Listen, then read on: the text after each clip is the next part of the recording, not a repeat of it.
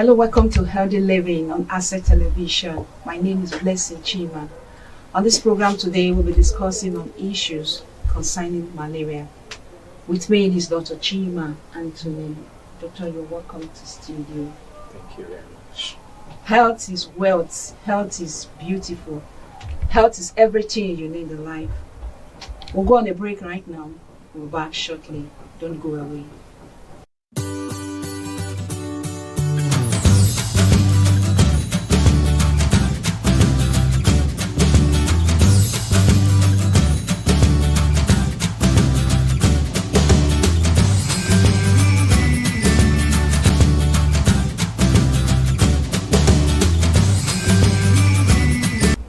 Welcome back to the doctor. We're discussing about malaria. Yes. Malaria is everything that is mostly majorly affecting everybody, especially when it's rainy season.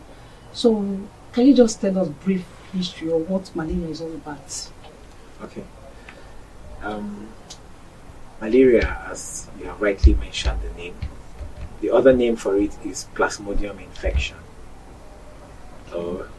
And basically, what happens is that mosquitoes are the major transmitting, most especially in tropical and subtropical regions like you have in Nigeria and most African countries, together with places like Brazil and other tropical regions around the world.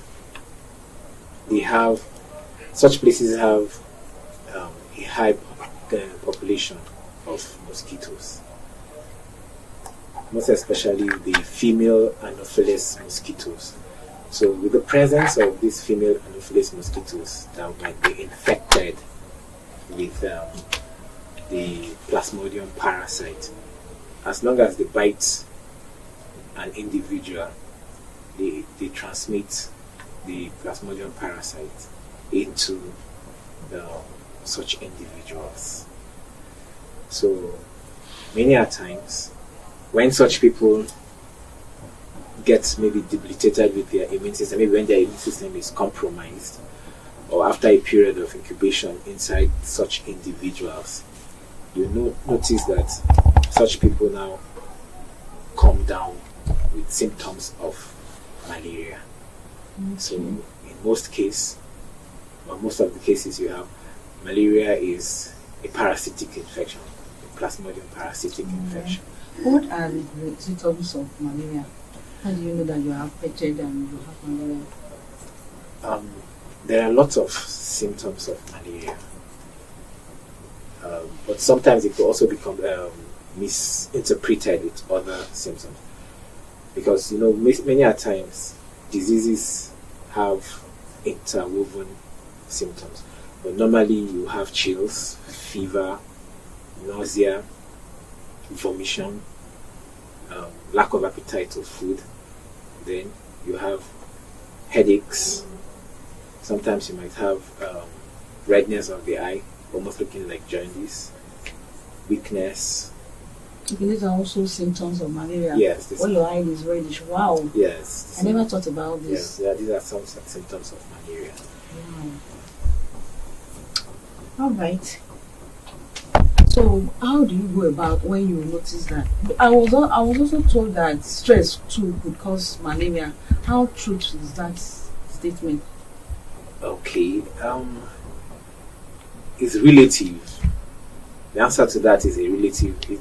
Stress is a relative causer of malaria parasite, of malaria condition.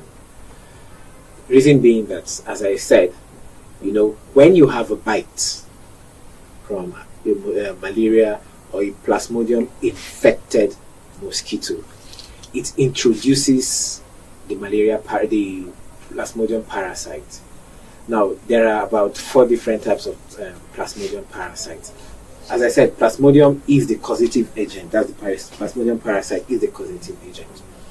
Now, when this Plasmodium, we have about 4 types of Plasmodium causing agents. We have the Plasmodium falciparum, which is the most dangerous malaria that causes cerebral malaria. We have Plasmodium malaria, we have Plasmodium vivax, and we have Plasmodium boval. Now, when you're bitten by a mosquito infected with Plasmodium, depending on the type of Plasmodium, as I said earlier mentioned, when they take it, the blood takes it into the liver. Now, it's in the liver that parasite goes